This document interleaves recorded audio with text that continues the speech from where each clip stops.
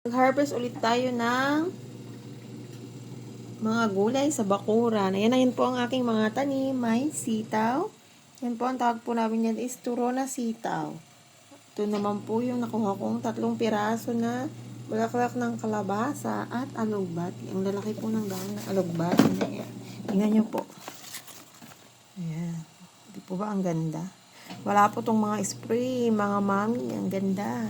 At ito na po yung patola. Nakailang patola na rin po kami. Ilang harvest na po ng patola. Ayan. Bango-bango. Fresh na fresh. At higit sa lahat, wala po siyang spray. At lagyan po natin ng talbos ng kamote.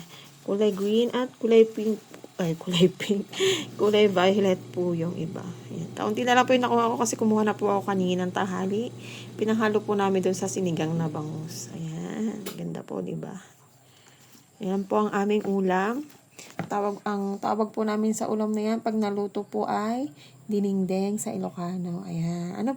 Kayo po, ano po ang version po ng dinengdeng nyo? Sa amin, kung ano po yung pwedeng paghalo-haluin, yun na lang po pinaghalo-halo namin. Tapos magiging dinengdeng na. Ayan, yun lang po. Thank you.